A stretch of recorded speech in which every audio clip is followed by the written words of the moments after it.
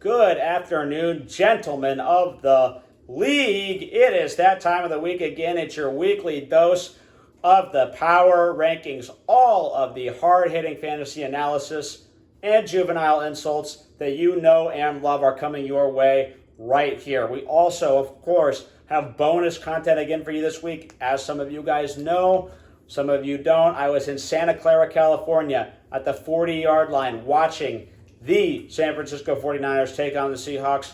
Obviously, devastating outcome for the Seahawks, who looked completely overwhelmed. I will be getting into all of that in my analysis for your bonus video. It's going to be in the description. It's going to be the same format as last week, a long rant. It's not just going to cover the game, because we all watched that. It's going to cover the franchise outlooks, especially for the Seahawks, and why I think the dark days are coming for this team that can't seem to figure out how to get anything going. As for our fantasy week, a lot of close matchups, really coming down to the wire. We had multiple games right at the end that came down to that Monday night doubleheader. Monday night doubleheader, always going to bring great drama in fantasy football this week, no exception at all. With that being said, we are going to get started where you guys love to get started, out there at the dumpster. Coming in at number 14, find out next. Ladies and gentlemen of the league, it is that time again. We have number 14 in the league, a man who needs no introduction. That's right, it is Pablo. Pablo, you are the man of the hour here, coming in at number 14. Look at those stinking, putrid garbage cans. Oof. Yeah, buddy, that's you. Back to back and cheek to cheek in the number 14 spot in our power rankings. Good Lord Almighty. I have never seen something as desperate as playing Amir Abdullah in your RB2 spot. You come up with 73 points, back-to-back weeks of putrid futility on your team. Washed up running backs, washed up quarterback, wide receivers not doing too much, getting bailed out basically by a Michael Thomas pick that, yeah, that's an impressive pick, but that's basically all you got, man. This thing is more and more indicative of you. If you have one more week this bad, I'm going to have to stick my camera inside the dumpster to get to where your level is, my friend. Time to fix it. Time to go back to the drawing board, Pablo. You're at number 14. That's all I got to say, bro. Coming in at number 13. Oh, the pain, the suffering. I hate to have to say this, but it is your best team revenge tour. Guys, the revenge tour is obviously almost completely off the rails already. Really struggling to get anything going. Last week, my team, I thought it bottomed out at 90. This week, we didn't even break 90. 89.6 total points. Good golly, Miss Molly. What is going on with Kyle Pitts? 2 catches, 19 yards, back-to-back week. How do you have the exact same shitty stat line back-to-back, especially since they were behind in the Rams game and had to pass so many times? Drake London, Zacchaeus, Edwards, Cordell Patterson, everybody catching passes on this team except Kyle Pitts. Good golly, that is just a disaster. And then you talk about Juju Smith-Schuster, more like doo-doo Smith-Schuster. He's been fucking shitting the bed all season on 2.5 performance on Thursday night. Like, once again, I think every single player on the Chiefs team has scored a touchdown this year except for him. Get your act together. Couple of key upsides, though. Jeff Wilson Jr. and Darrell Henderson, not too bad at running back, especially since I didn't invest really anything in them in the draft. T. Higgins looked good. I think it's an off week for Jefferson. Hey, it's the Vikings on Monday night. Kirk Cousins was destined to melt like an ice cream cone in the sun every single time he goes out to Monday Night Football. The worst Monday night quarterback probably in the history of the league. And yeah, Jefferson, a victim of that this week, but next week he's not going to be playing on Monday night. So we're going to be good to go there. And, of course, 49ers defense is also giving me some decent amount of points here. So, overall, very bad. Have to just completely take a shit on myself. A classic bad start for me. It seems to always happen every year. Trying to right the ship. That dumpster is not too far away from me. I need to step it up. All right, guys. With that being said, let's move on to number 12. Coming in at number 12 in the power rankings, we have Scoreless in Seattle. Coming in at number 12 for the second straight week, Chris. I know you're probably confused. You're thinking, What do you mean I got to win this week? What do I have to do to go up in this ranking? Well, unfortunately for you, this was a very high-scoring week for a lot of teams. And even though you did win by virtue of having just a complete disaster playing up against you, there are still a lot of concerns I have for your roster. Let's take a look. Marquise Hollywood Brown, really not fitting in as well as we thought he would in Arizona. Hasn't really posted an elite fantasy game in either of the first 2 games. Hasn't been worth a wide receiver 1 spot. Melvin Gordon, desperation start for you. Didn't really do much. That whole Broncos team looking like a complete train wreck. And Chase Edmonds down at flex. Good Lord, this guy didn't do anything for the second straight week. You have major flex issues. Devin Duvernay is not going to return kicks for touchdowns every week. You've got a lot of question marks on your team. Unfortunately, I don't think Curtis Samuel and Mark Andrews can be relied on to score 20 every week. I have major concerns about your team. I think Taylor will do better, but overall, really hard to bump you up looking at this roster. You don't have great depth. Your starting lineup is pretty average. Just not loving it, Chris. So I had to keep you down here at 12. Hey, sorry about that. But hey, continue to keep trying and try and prove me wrong. Maybe it happens, and maybe you move into the top 10 of the league. We'll see. We'll see what happens. That being said, we're moving on. Number 11 coming right at you. Coming in here at number 11, moving up multiple spots in the power rankings, we have Steph McCarty's tooth cap. Not even going to touch that name, or Steph for that matter. Moving on, we are going to be looking at why this winning team, that's the second straight winner we have here towards the bottom of the list. First of all, I moved you up 2 spots, so don't get too complaining here on me. But still not loving the roster. Okay, yes, Jalen Waddle had an absurd game. Okay, had 35 points. That's where most of your scoring came from, but he had a lot of disappointing showings. Fournette had a decent week 1. Just not loving the way Tampa's offense is looking so far, and they're going up against not a gimme defense in Green Bay next week. Miles Sanders, still not sold. Very mediocre player, gets you 10 points, that's okay. Logan Thomas, another roster spot that, if he scores a touchdown, he's pretty decent. If not, very low-end tight end on the spectrum. Thielen has yet to find his footing in this Minnesota offense. Of course, like I said, Monday night. But that's 2 weeks in a row now. Thielen not done well. And you played Colts D. Maybe you thought they were going to take advantage of the Jags. That did not happen. They were the ones that were taken advantage of. Most of your scoring comes from Waddle and your kicker this week. Derek Carr, okay, fantasy quarterback, certainly not great. Still not loving the roster, but you moved up a couple spots. You picked up a win. I still think the injuries that you sustained to Mitchell and Prescott are going to continue to affect you. The running back spot, the flex, the depth, it's all looking a little bit weaker for you here. But hey, feel free to try and get back at it next week and prove me wrong and make me put you up in the top 10. All right, that being said, folks, we're moving on now to number 10. Coming in, number 10 in the league. This one pains me a little bit. My team died. Okay, Sean, this is not a reflection on you as a fantasy owner, okay? This could have happened to anybody. You get decimated, absolutely crushed by the injury bug this week. I'm sorry, but I just can't rank a team high in these rankings that starts Traylon Burks and Ashton Doolin as their receiver duo. Even though Doolin did do okay, clearly not a long-term viable starter. James Conner goes down. I'm very concerned. You already have one of your roster spots on your bench dedicated to keeping DeAndre Hopkins. You are running out of guys. Gabe Davis, I forgot to mention him.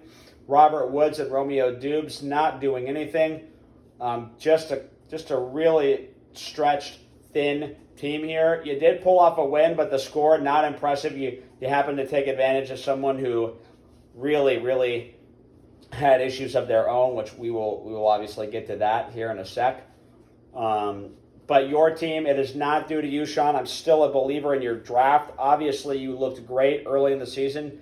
Hey, you're a 1-1 team. You could easily be 2-0. Last week, you kind of got screwed a little bit. Just kind of a bad matchup. But hey, it kind of evens out. You're 1-1. If these guys get back healthy, your roster is probably going to go right back up to the top. You did have a good receiver duo. Just got to get back up there, Sean. But I cannot rank Ashton Dulin and Traylon Burks very high in these power rankings at all. I'm sorry, I just can't do it. All right.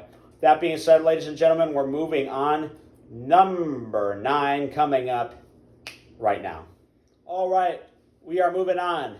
Number 9 in the power rankings, we have Brennan Costello and Big Beat Manifesto. Now, hold up. This is what's going on, all right?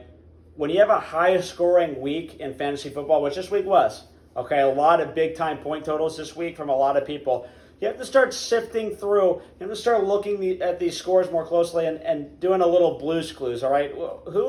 Who is kind of a fluky, high-scoring team this week? And frankly, when I look at this team, there's nothing more fluky than this score right here. Now, let's rewind the clock back to the end of the Sunday night game. You looked at this team and you said, Jesus, Lord Almighty, what the hell happened to this guy? You had 3 players remaining to play. You had 6 guys already go. Of those 6 guys that played on Sunday, none of them even reached double-digit points. You were down, languishing, looking like you were going to get completely flat-backed by Cam, who had scored, obviously a very respectable total, and we'll get to Cam here in a sec.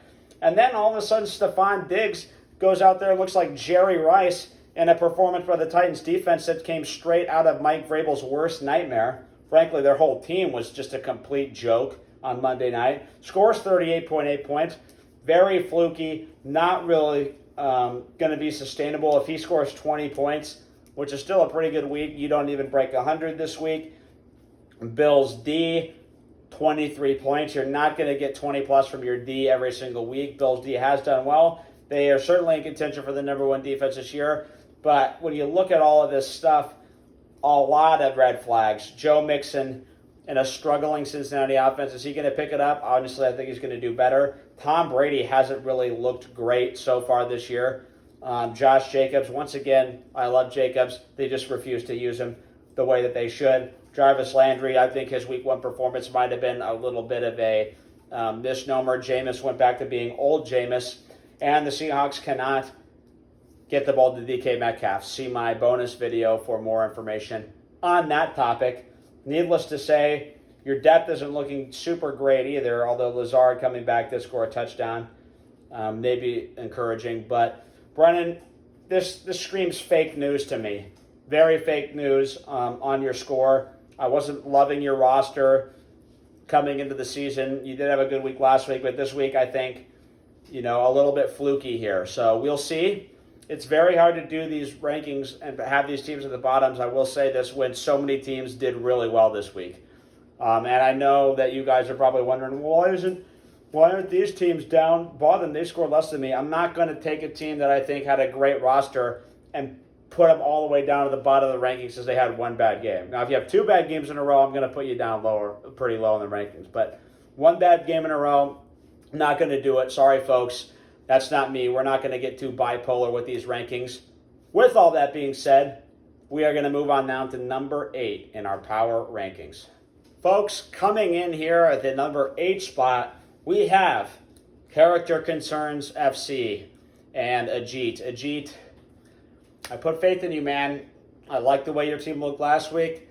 And you pulled a real big stinker-rooney this week. Really devastating. Even my trash-ass team would have beat you this week. That's how you know that you fucked it all up. And with the fact that you had Tyreek Hill get almost 50% of your points, I mean, this could have easily been a lot worse. Easily, you could have been in Pablo territory here. Don't love what I saw. I think, like I said, Kirk Cousins is going to be fine as long as he's not on Monday night. He's not going to be on Monday night next week. Monty, he gave you a decent game. Had some really big holes. Packers defense did not tackle well against him. Well, it remains to be seen whether Montgomery's for real, but hey, he has got a good week this week. This is where you start to get concerned, okay? Cordero Patterson, very pivotal guy to your efforts last week. This week, really not a good week for Cordero at all. Tyler Algier, or Algiers. I don't know exactly how to say the name. He kind of ate into the carries. I think he got 10 or 11 carries this week. Starting to take away a little bit of time. Just not great. Jamar Chase. Now, I love Chase. He's a good player, but is the Bengals' poor offense going to start lowering his ceiling a little bit? It remains to be seen, but this week he did not look good. Hawkinson has had 2 straight disaster weeks, almost as disappointing as my boy Kyle Pitts. And to top it all off, you had to play Rex Burkhead at flex. I mean, that's almost as bad as Amir Abdullah, maybe even worse. I mean, Abdullah actually scored more points.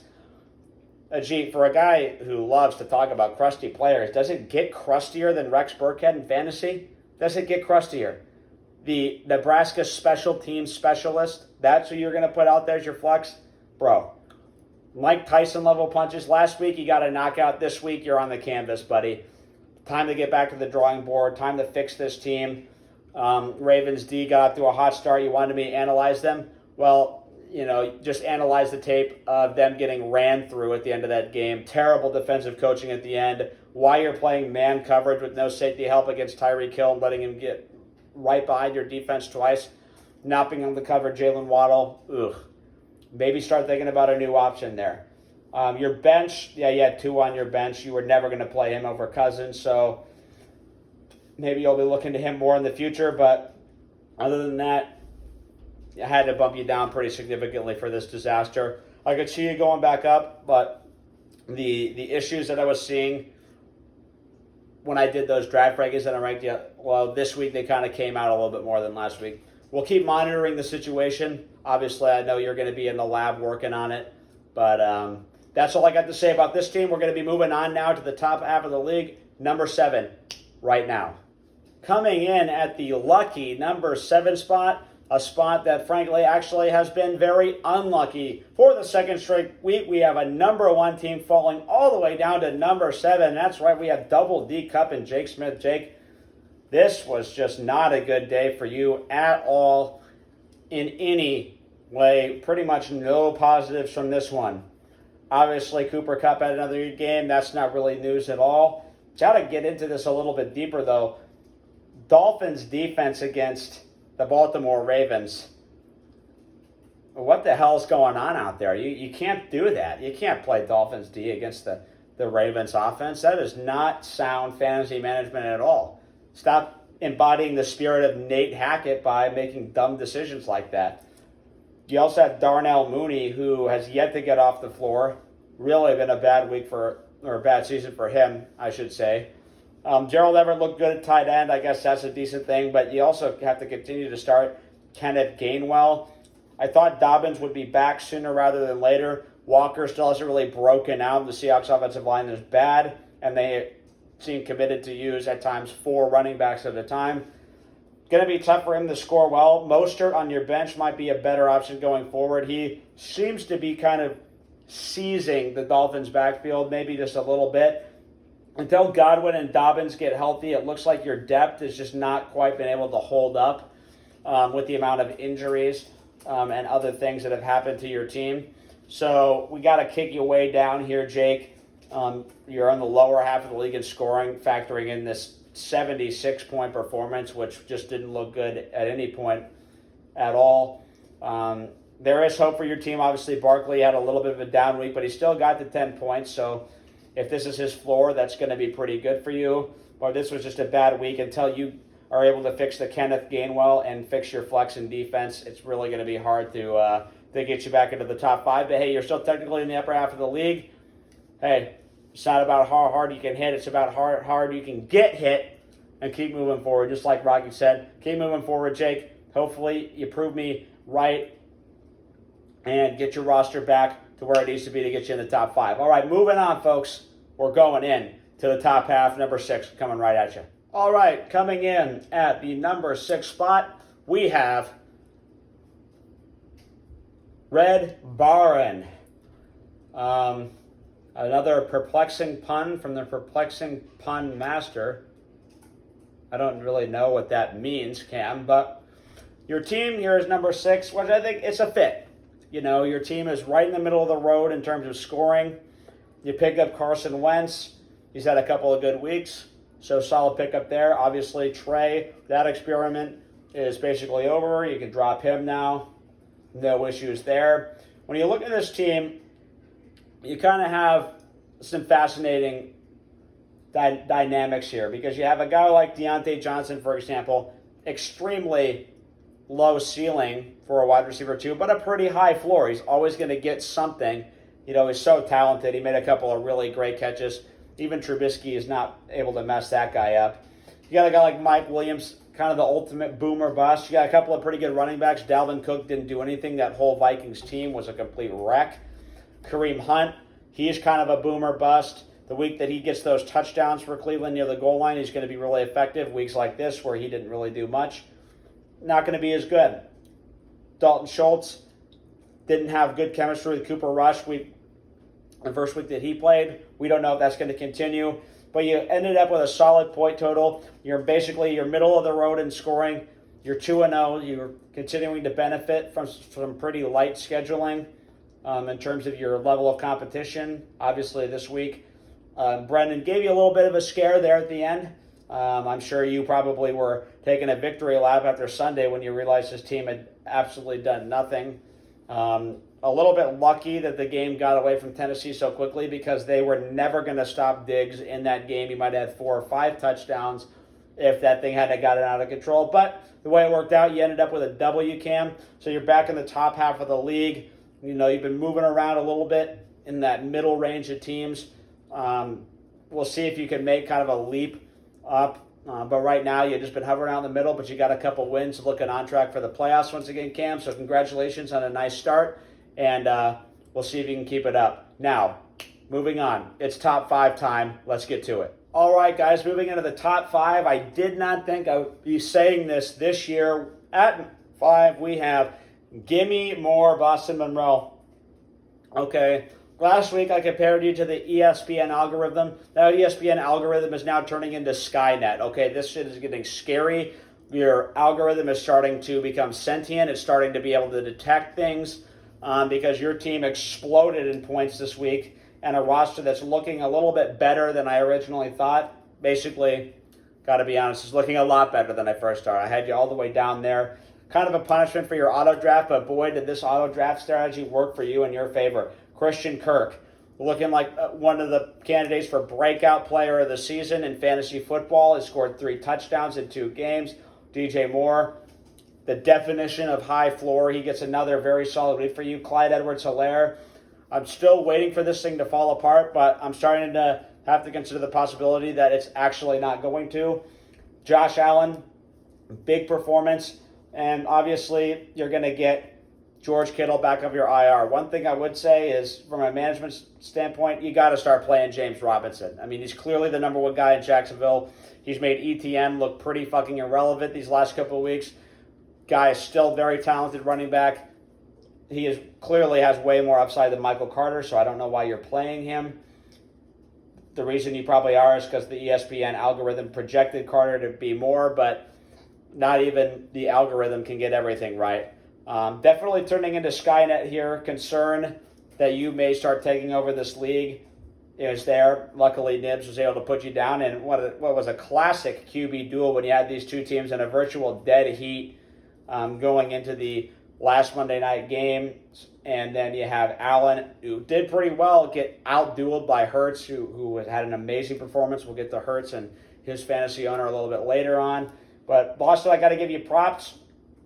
Frankly, it's not really giving you props. It's giving ESPN props. But so it goes. Your team is at number 5. Didn't think I'd be saying it. At the first sign of trouble, I'm probably going to dump you down pretty hard, though.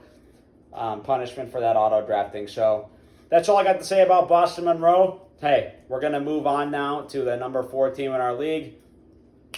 Let's have it. Coming in at number 4 in the Week 2 Power Rankings, we have Super 8 JoJo. Now, I know you guys are probably thinking, why you got an 0-2 team all the way up at number 4? That can't be right. Well, hey, you know what? I'm doing this mostly on how a roster looks in the scoring. The fact is that this team is a top 5 scoring team in our league. Unfortunately, they lead that dreaded points against category where they keep getting steamrolled every single week. Last week it was a G with that last-second comeback win. This week it was the Sun God and Goblin McGregor getting some big-time points. JoJo, I still like to look at your roster, but I gotta say, my guy, why did you play Rashad Penny this week? You can't play Penny. Like I said, Niners defensive front. You better have an offensive line that's ready to fucking play if you're going to play a running back against that front. And the Seahawks were not ready to play. They got completely overwhelmed. Penny, 1.5 points. Miserable day for him. A.J. Brown kind of came down a little bit from his last week. Mahomes didn't have to be spectacular. He only had 17 points. Just kind of a quiet week for you. If this is the floor of your team, 99 points, which I think it easily could be, that still makes for a lot of good weeks ahead. It also looks like the Cowboys may be starting to realize that Zeke is old and shitty, and they need to start using Pollard more. Pollard had a big week on your bench. If you play him instead of Penny, your weekly outlook would have been looking way better. Just unfortunate that, the Cowboys don't seem to know what they're doing. It kind of makes you look bad, but I could see why you had Pollard on your bench. Might be a guy that you want to continue to play. A lot of the other guys on your team I like. Robinson had a much better game like I thought he would. Brown's going to have better days. Kelsey was quiet, but he certainly won't remain that way for very long. And a very encouraging game from Garrett Wilson. That guy is a mature, polished receiver out of the Ohio State University. Had a great game. A little bit of a homecoming game. Maybe that motivated him a little bit of extra. Didn't hurt that he was playing a Browns defense that didn't know its head from its ass in the fourth quarter. But hey, good players take advantage of those situations. Garrett Wilson certainly did. I'm not sounding the alarm bell at all in this team. I think this team has got wins in its future. If you go to 0-3, I might have to bump you down a couple of spots. People are going to start getting restless. They're going to start wondering about things. If you're paying me to front you up in these rankings, these are completely unbiased, so I'm just going off what I see, my personal opinion. I still like this roster a lot, and I'm going to put it at number 4. That being said, number 3 is going to be a team that I did not like their roster at all, but I'm going to put them up at number 3 because, hey, you can't argue with the results. Number 3 coming right at you. Here we go, guys. Moving on, number 3 in the power rankings. Didn't have to go far. We have the Sun God, spelled S-O-N, as in the Son of God or the Son of Sam. Obviously, Gabo is taking the saying, lean into your identity, a little bit too literally here. Continuing to misspell his team names. But hey, when it comes to Gabo, do we really expect anything less? I don't know. I certainly don't at this point. But let's get into his roster, right? Okay, I'm going to give you this one because you obviously had the most points this week, and I know that you're really happy with your team, and I'm sure you're just laughing it up because I buried you down at the bottom of my rankings. I could see this thing falling apart pretty easily, though, to be honest.